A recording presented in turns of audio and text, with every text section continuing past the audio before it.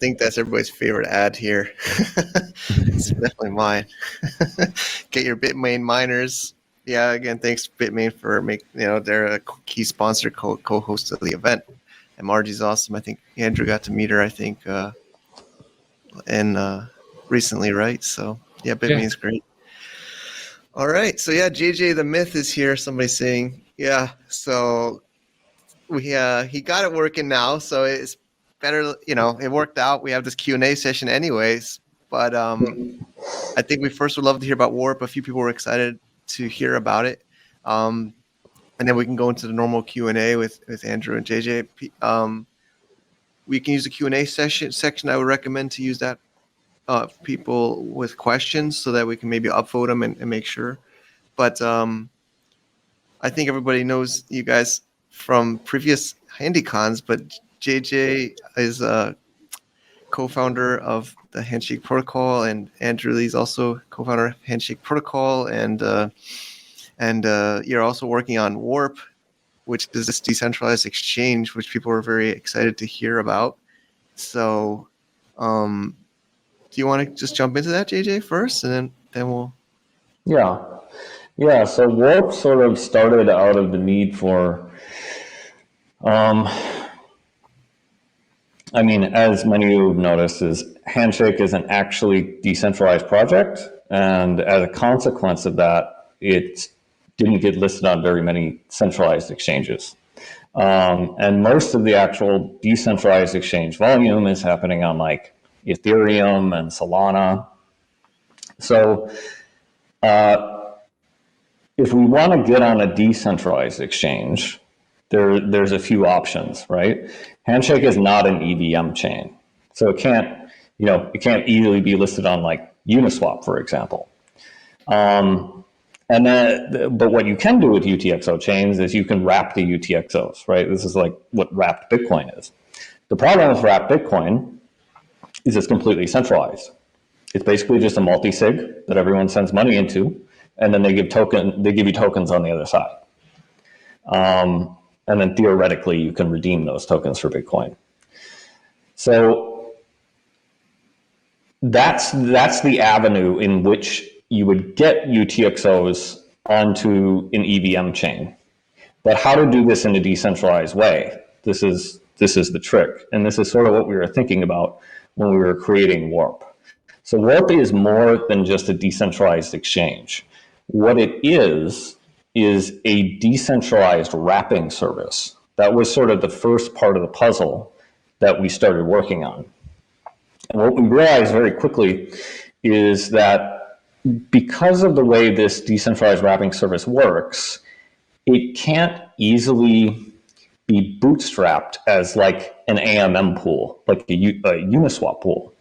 What you actually need for this, in order for our construction to work, is an order book, like an actual on-chain order book that does real order matching. There's a lot of decentralized exchanges in the EVM and Solana ecosystems that you might see that look like they're an order book, but they're not actually an order book. They're LARPing. It's a gigantic LARP. They're not actually using a matching engine. Underneath it all, it's an AMM. So if you have an actual order book, you don't need to spin up these pools, these AMM pools, where you need to put, maybe 100,000, maybe $1 million of liquidity in to actually bootstrap the pool. If you have an order book, you can just bootstrap it willy-nilly. You can just create a trading pair. And that's sort of what we needed for the UTXO wrapping construction in order to work. So there's multiple pieces of this puzzle. In order to get Handshake, in order to create wrapped Handshake in a decentralized way, we needed to create our decentralized wrapping service. And in order for it to actually be listed on a DEX, on Ethereum, or something like Ethereum, like Osmosis, we needed our own DEX too. So we built both those things, and that's what we're currently working on. So we hope that in the very near future, Handshake will be listed on decentralized exchanges. And that's essentially what Warp is. And there's many other pieces to the puzzle. So this, this UTXO wrapping service that we created for Warp, it doesn't.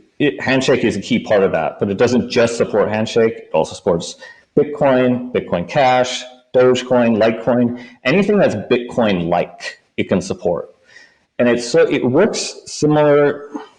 It's similar in nature to TBTC, if anyone's familiar with that.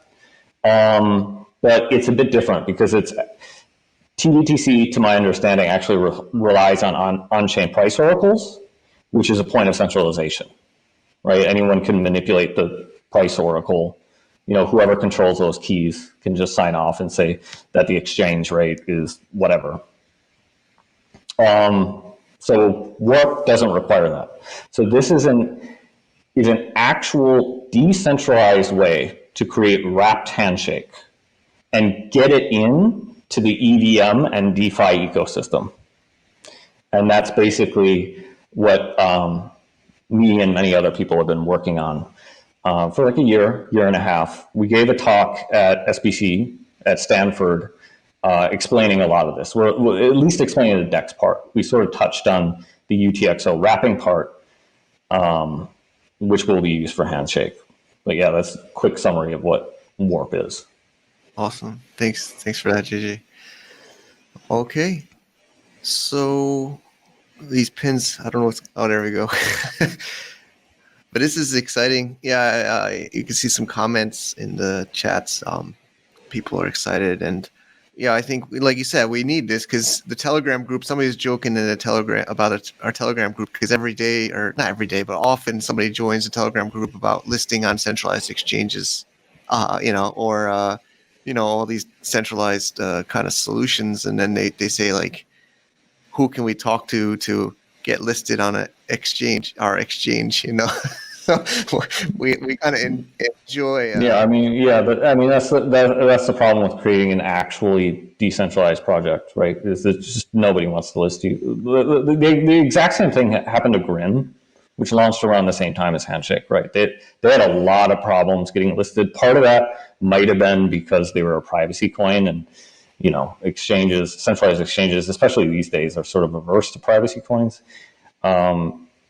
Handshake didn't have that problem, but they also had, they were also a very decentralized launch. And, centralized exchanges, they basically want someone to talk to. They want to be in constant communication with some kind of team. They want you to sign documents. And it's like, we don't control this project. This does not belong to any one person. No one person can sign that document. So as a result, centralized exchanges sort of ignore you. That's not the case for like things that were grandfathered in, right? Like Bitcoin or Ethereum, like things from the early days. But yeah, nowadays it's all very, you want to get on a centralized exchange, you have to be a centralized coin. And Handshake is not a centralized coin. So as a result, we have to look to decentralized solutions. And that's what Warp is. Great. Thanks so much. There's some great, yeah. And then Andrew just shared the link to the Warp speech, the YouTube link there in the comments. So Andrew, how do you feel lately about things, about the way things are in the community or in general? Oh yeah, I'm very excited about Warp and launching that pretty soon. I'm also excited about a lot of things that are coming on. A lot of the new projects. Very excited about what Aaron presented about HNSID. Yeah, so much. What Andrew made with DWeb Chat and Name Layer, and then the hackathon that Irene's organizing. I think things are clicking, and overall feels good. I also kind of feel like there's a possibility. I mean, JJ and I have been in crypto for quite a while. And maybe we've seen 3 or 4 of these cycles.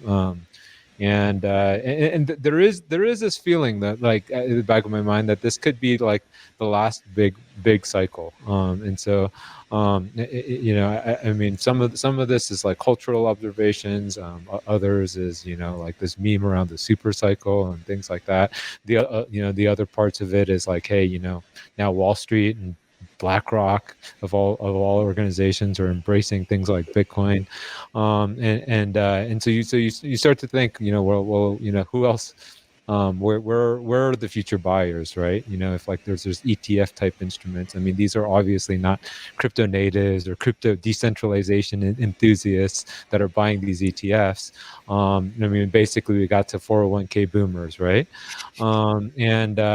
So yeah, I mean, for me, I do feel like, hey, this could be the last cycle, and I would definitely want to make the most of this cycle. Leave no stones unturned, and kind of do everything we can to promote decentralized projects. Great. So there is some Q&As coming in on the Q&A tab. I don't know if you could see it, or I could kind of read, and people can help upvote too, but there's just a few for now. First is Encrypted, who says the best way to launch an uncensorable website using HNS now.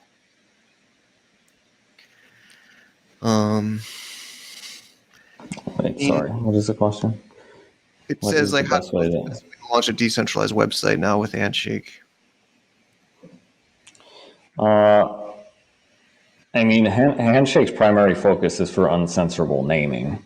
An actual uncensorable website would probably require some kind of layer 2 on top of Handshake. And there's some ideas we've kicked around there, but nothing's materialized yet. But there are ways to do it, to create like a truly decentralized website. It might be a little bit, if you want it to be truly decentralized, it might be a little bit more primitive than websites you're used to, but you could probably, with a layer 2, do something akin to, like a Twitter feed or something like that. And I don't know, there's like ideas we've been sort of like kicking around there for like a few years, but nothing's really materialized around that. It is something I would like to look into eventually, probably once Warp is more matured and we actually have HNS on DeFi. Yeah, so I mean, basically, it's just kind of like JJ says. There's just like traditional web. There's domain names and there's hosting. I think those are the two core pieces normally a user has with a website, right? A domain name and a hosting. So yeah, Handshake's the domain name, but there are different decentralized hosting solutions that you could look into. So like Akash has kind of become a popular one in Cosmos, AKT. They have decentralized storage. Saya, I'm not sure what's the latest, but we used to use Skynet a lot. That's, I think, why D-Links even went down with the Skylinks, and others. But yeah, Handshake is a name solution, not a hosting for now.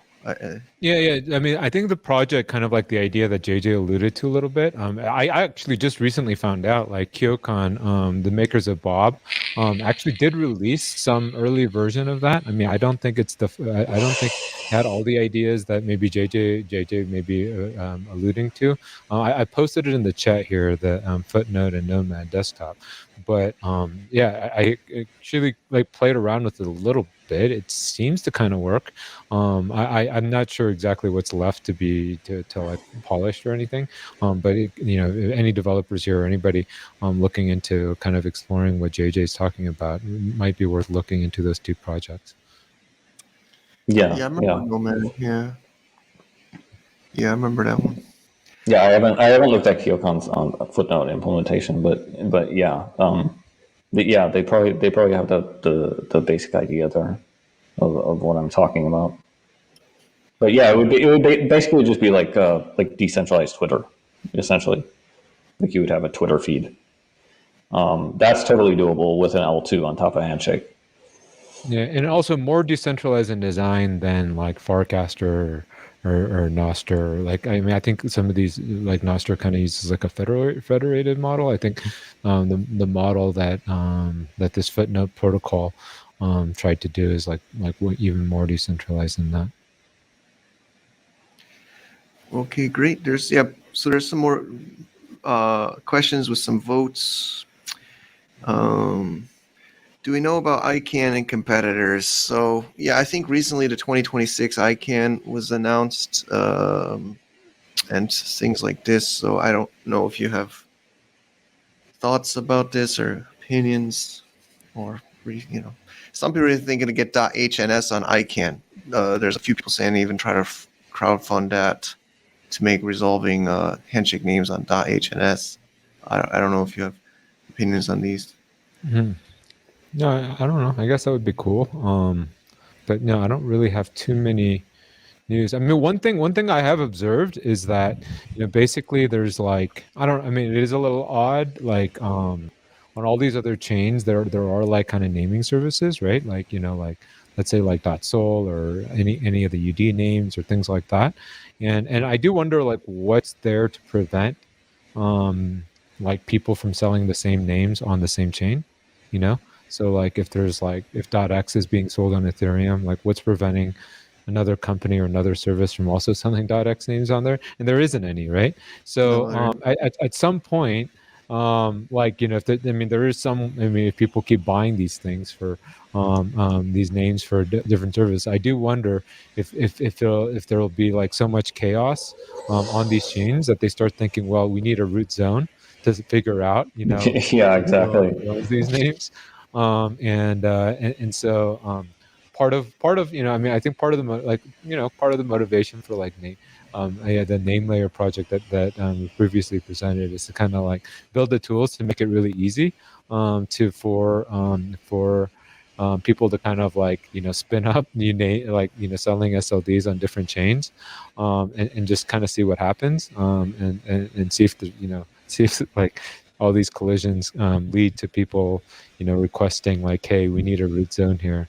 And then they'll look at ICANN, see what kind of what the scam that is, and realize they can't buy like .x and things like that on ICANN easily, and then come back and like we're like, oh, we need a decentralized root zone. And so I mean I think at some point that'll all play out at some point, and so it'd be kind of interesting to see when that happens and how that happens. I mean, the other reason they get a root zone is just because their name resolution isn't actually decentralized. Like, there's no way to do SPV resolution on Ethereum. Like, if anyone can point me in the direction of an SPV node that actually syncs Ethereum, like syncs Ethereum block headers, follows the validator set, and can actually, call a view function inside a contract, inside in a provable way, I would be amazed by that. Like, maybe there is some way to do that that I'm not aware of. But I mean, if you're resolving a name on Ethereum, let's say you're resolving a stoppable domain on Ethereum, or you're resolving, I don't know if Solana has one, like .sol or something.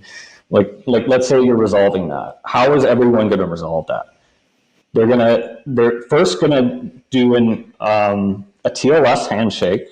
Well, first they're gonna look up .io on ICANN, and the reason they do that is because they want to know where Infura.io is.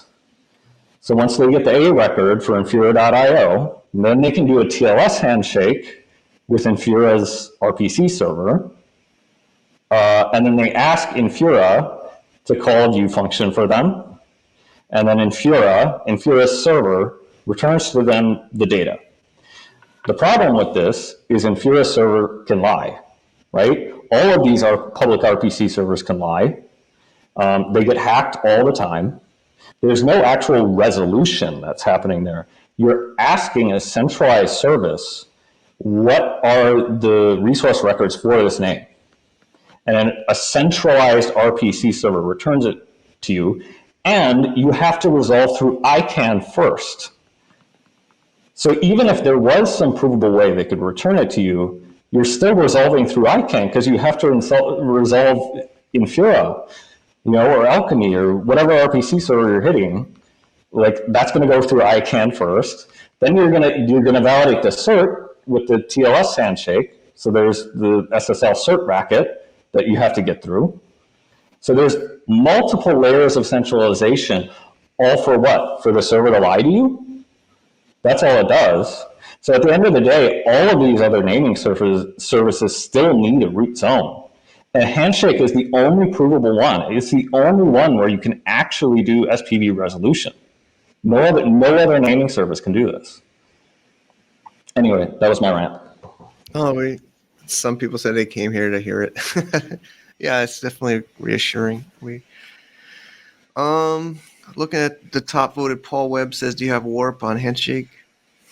I've been trying to buy Warp on Name-based name. And like the offers coming back are kind of absurd. I think it's because they know we're trying to get it.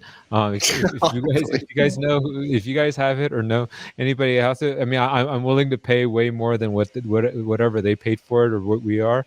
Just not like 6-7 figures or whatever that they're asking now. Got it. Okay, noted. It's very unfortunate. Ironically, we do have it on ENS, so there's that. All right. Well, if anybody can help, find it or make a better deal. Yeah, I mean, but we will eventually get it. I don't. If you guys know who has it, please reach out. Okay, Steve is asking, Mako. I have no idea what that is. So that's it. The Mako is an open source re-implementation of Bitcoin that I've maintained. I wrote it a few years ago, but development kind of slowed down when I started working on Warp. Yes, there are still plans to do that. I don't think it's unthinkable that it could eventually support like multiple UTXO coins, but yeah, Handshake would definitely be the first port of it. There's a few other things I want to do to it before I sort of want to make sure that the implementation is like rock solid before I fork it into HNS. And then there's like sort of questions around like, should it be its own project or should it be like another branch on Mako? It's just sort of hard to maintain things once you start supporting multiple chains. So it's just like, I would like to focus on making sure that the code is just sort of rock solid and maintainable before I actually fork it to support Handshake. And because, it should be doable too, because Handshake, the original Handshake code was essentially a fork of Bcoin, and Mako is essentially a re-implementation of Bcoin in C. So I just sort of got to do it all over again, except this time in C. So yeah, I will get around to it, but I can't say when. Okay. Hey, and how long did it take you to re-implement or write Mako? Like, because that was like super fast. Because I watched you do. I think Well, I mean, it's faster the second time because I know what I'm doing. But it was. I think it took me like 1 month to actually get it working, to get it syncing, and then it took another month before it was a little bit more polished, before I felt like releasing. I mean, people could probably check the commit history to see. I think it was like a month or two. Yeah, I mean, there's like whole teams that have like struggled to re-implement Bitcoin over a year, like multi-year timeframes, and yeah, they can. But part of it, but what everybody here has to also understand is part of his superpower comes with like he focuses on one thing at a time. Yeah, that month was like that was probably just didn't do anything complete. Else. Probably didn't eat. No, that was complete lack of sleep. That was like 36-hour sessions of me not sleeping or eating. It was very unhealthy. I don't recommend it. But yeah, that whole thing started because that whole project started actually because of Handshake. Because when we were still working on Handshake before launch, I sort of wanted to make sure bCrypto, which is the crypto library that Handshake uses, the HSD uses, I wanted to make sure that was rock solid. So I wrote a crypto library called libtorsion, which was written in C. And I had been working on crypto code long enough in like JavaScript that I felt comfortable at that point that I could actually like implement ECC in C. All the hashing functions necessary. I mean, those ones are easy, but like actually doing EC in C is like very tricky. But I felt I had leveled up to the point where I could actually write it. And then after Handshake launched, and we had this nice little crypto library in C, I felt like I was at the point where it's like, well, why don't I just write a node in C? Because a lot of the hard parts are done now, right? The crypto library is done. That's written in C. I can just link to it. And I started writing a Bitcoin node because it's frankly easier than writing a Handshake node, because Handshake is basically Bitcoin plus all this other stuff. And then I have the Urkel tree written in C too. So it's like you can link to that. So it's like it's almost there. Like the building blocks are there to the point where, you could get like a really fast, really good implementation Handshake in C. Yeah, and it's a lot nicer than having it in JavaScript, because you can just distribute like a single binary. You could compile it with Cosmopolitan, have a binary that runs on everything. There's a lot of really cool things you can do when you write C code. Got it. Alex from Namebase put a quick question, but then Aaron had a longer one, more complete question about some of the clarifications, and I'm trying to find that comment in the chat history. I had it before, but he was talking about Chainlink. Is he using Chainlink? Did you see that earlier? I lost Chainlink or price oracles? Aaron, if you could put in a Q&A, that's he says noob. Here we go. I found it. He says, do you do partial signature on HNS, then the EVM confirms via Chainlink complete signature, then issues you WHNS? No, it's nothing like that. It's still being worked on. The protocol is still being worked on. It's a little bit, like I said, it's if you want the most similar thing, like the most similar thing is probably like TBTC, but it's not. Maybe like TBTC. Actually, that's probably not a good comparison. I take that back. Like TBTC is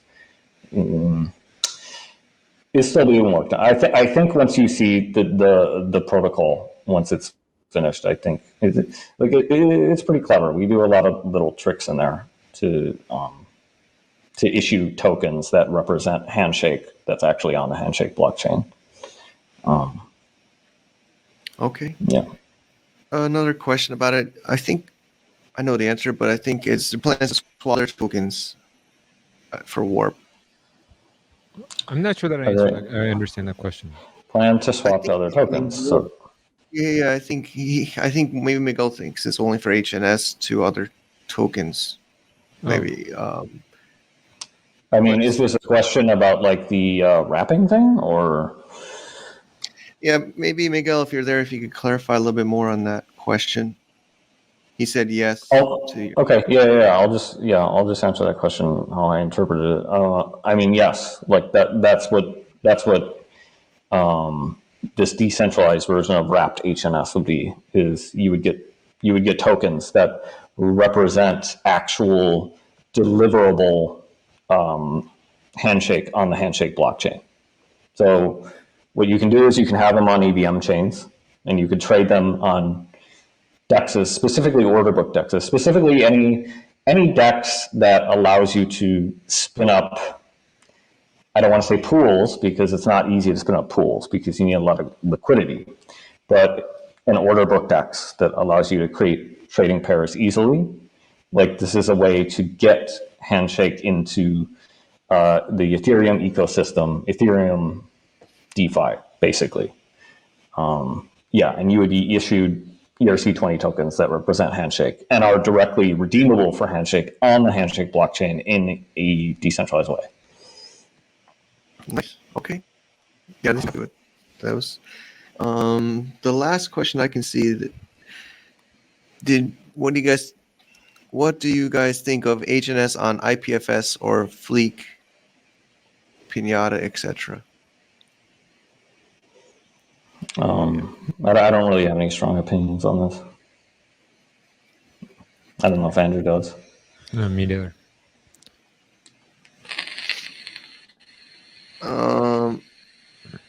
This question, I'll look. I mean, he has stoppable domains, but stoppable domains are not nothing to do with Handshake. There's no Yeah, reporting. no, those are not transferable to Handshake.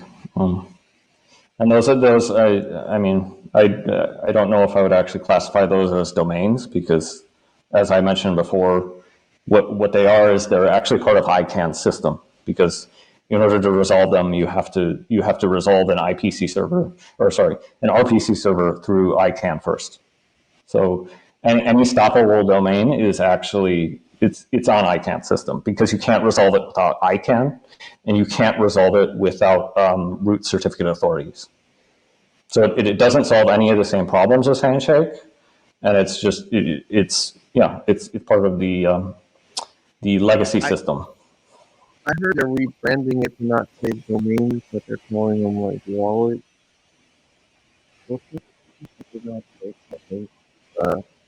Oh, sorry, you cut out a little bit, Mike. I couldn't hear They're you. trying to rebrand it, or I saw something about they're calling them not domains now, but like wallet names or something. I forgot. I mean, maybe that's probably more accurate, right? I have a low battery here. Yeah, I mean, we're kind of at the time. We're a little bit over time by a few minutes. But this is the last session. We'll just have closing remarks after, and some, like announcing some winners of different competitions and things. But now there's more questions coming in. But yeah, your low battery. No, I'm good now. I got a charger. Oh, okay, great. So Pei, from .domains in Taiwan says, will Handshake resolve or handle collisions after 2026? Which is ICANN supposedly issuing more new TLDs or such. I mean, that's tricky, right? Because it's like some of those names might already be taken on Handshake, and I think the initial idea of this project was that Handshake was going to pre-reserve the top name holders on ICANN system, and it was just going to be that one snapshot. But if ICANN is issuing all these new domains, that's kind of a hard problem to solve because I mean, what does the community do in that case? Do they say, well, in order to resolve these collisions, we're gonna pick ICANN, and then we're just gonna ignore the names on Handshake in the resolver, and it's like I think that's very very bad precedent to set. So I mean, it's not up to me. But if it were up to me, I would say no. I think we should prefer the Handshake names that are already on chain because it's a very bad precedent to prefer ICANN system to Handshake. Yeah, I would agree with that. All right. I don't know if Andrew has a comment or. No, I agree with that. Maybe this is a good last question. Encrypted asks, as co-founders of Handshake, what do you believe primary focus of the project should be now?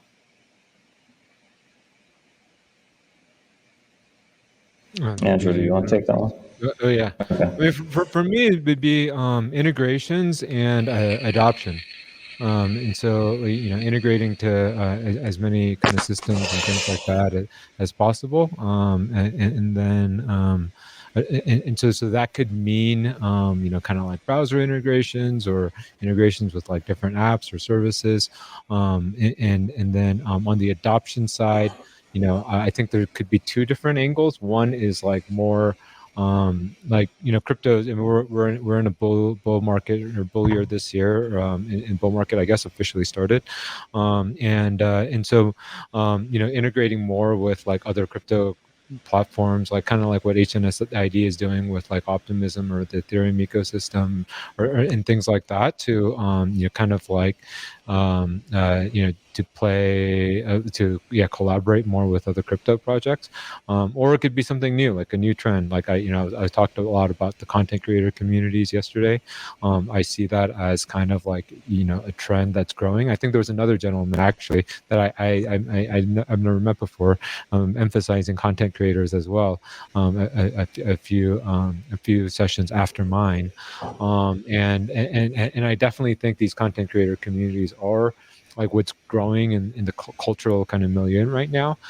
They are, and I think it's important that this movement stays decentralized, because the previous cultural centers like mainstream media and television was highly centralized, and so like my thesis around this is these content creators are going to be kind of the new forms of new centers of attention, and so ensuring that that movement stays decentralized using tools like Handshake, I think is pretty important. So I guess to sum it up, integration and adoption.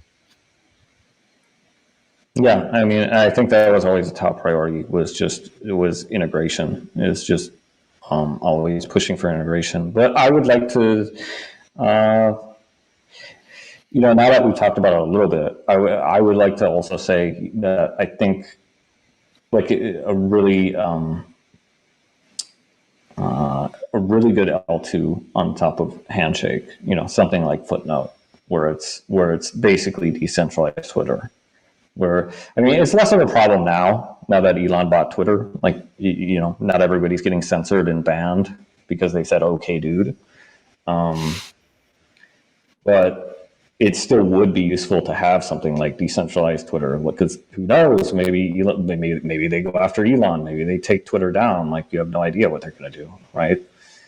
But yeah, I would like to. I think after Warp, I think that will be one of my focuses, is like working on some kind of L2 for Handshake that is some kind of like decentralized Twitter. Like I know Jack Dorsey has been like talking about decentralized Twitter for years now. Yeah, he doesn't know what he's doing. He's going to fuck it up. So, and he's just a bad actor. He's just an untrustworthy person. I don't trust him to build anything. All right. There's actually. Do we ask about Joseph? Are you guys in touch with him, or is for sure? Somebody's asking. For sure. Yeah. He's also working on Warp, and even kind of like the Footnote design. That's definitely something that he's been a part of in terms of like kind of like designing and thinking through. He's had said he had good ideas and things like that. I mean, I think. I'm sure like Handshake's kind of part of his mind, but he's also a little bit like JJ too, in the sense that like he likes to do one thing at a time. I don't know. You have anything to add to that, JJ? I mean, Joseph, he's no, I don't know. We butt heads a lot because he's brilliant. Joseph is brilliant in terms of ideation, but in terms of implementation, and that's what I consider myself to be, as an implementer. He doesn't take into account everything needed to actually implement a project. So it's always interesting working with Joseph, because there's always some kind, I don't want to call it a conflict, but there's always some kind of like thing there where we're like, Joseph would be like, "Oh, we'll just do this. It'll be super easy. You can do this." And I'm like, "No, actually, that's actually really hard to implement." But a lot of that happened like during Handshake, Got it. All right, this is kind of a specific question, but I think it's the last on the list. Maybe. HNS on C from Linux to have Node on Raspberry Pi. I'm not sure if you followed it. Am I right? Does it exist? There's HNSD that does SPV resolution. That's written in C. Okay. It's on GitHub. Great. I got some hearts from that. Sure. So yeah, some people are saying they're a little bit late. They want a link to the Warp. It's warp.io. It's not online yet. It's I mean, it's just sort of a placeholder website right now. I think if you want to learn more about Warp, except at least the first part of it, which is like the DEX, probably listen to the Stanford talk, and I think someone linked it earlier. But that's part one. Part two is, decentralized UTXO wrapping, which will include Handshake. awesome. All right, I think we covered it. Everybody's happy you made time to share with us today, and Warp sounds great too. So I think we're 15 minutes over, so I think we'll wrap it up. Unless there's last points you want to mention before we close, Andrew or JJ. Okay. I guess I just like to say I enjoyed ranting about the I enjoyed ranting about the centralized naming systems. I haven't really gotten that off my chest yet. That was kind of fun to be able to do that in front of an audience. Yeah, thank you. Yeah, I think people it's motivating. People like to hear it. Yeah, and it's annual inspiration. Yeah, and also, thank everybody for coming and being a part of the community.